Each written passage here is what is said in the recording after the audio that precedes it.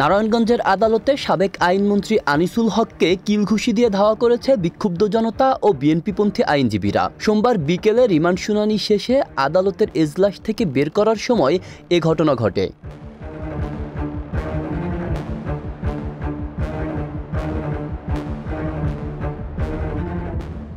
এদিন বিকেলে আনিসুল হককে জেলার সিনিয়র জুডিশিয়াল ম্যাজিস্ট্রেট মঈনুদ্দিন কাদিরের আদালতে হাজির করে জিজ্ঞাসাবাদের জন্য 7 দিনের রিমান্ডের আবেদন করে তদন্তকারী সংস্থা সিআইডি পুলিশ। শুনানি শেষে আদালত আনিসুল হককে 4 দিনের রিমান্ড মঞ্জুর করেন।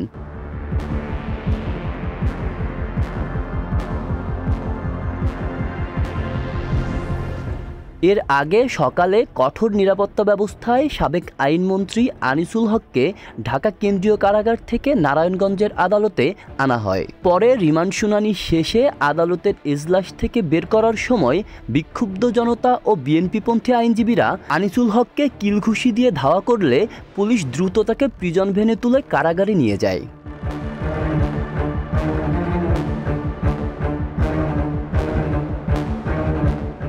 গত বছরের 5 আগস্ট দুপুরে শেখ হাসিনার সরকার পতনের পর সিদ্ধিরগঞ্জের শিমরাইল এলাকায় ঢাকা চট্টগ্রাম মহাসড়কের উপর গুলিবিদ্ধ হন 19 বছর বয়সী মাদ্রাসা ছাত্র হাফেজ সোলাইমান। পরে মুমূর্ষু অবস্থায় ঢাকা মেডিকেল কলেজ হাসপাতালে নেওয়ার পথে সোলাইমানের মৃত্যু হয়।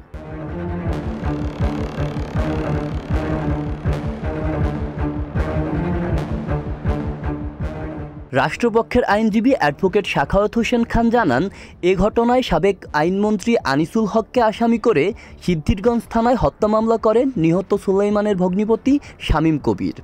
হামলায় সাবেক প্রধানমন্ত্রী শেখ হাসিনা, সাবেক মন্ত্রী ওবায়দুল কাদের, আসাদুজ্জামান খান কামাল, দীপুমণি, জুনায়েদ আহমেদ পলক ও সাবেক সংসদ সদস্য শামীম ওসমান সহ 51 জনকে আসামি করা হয়।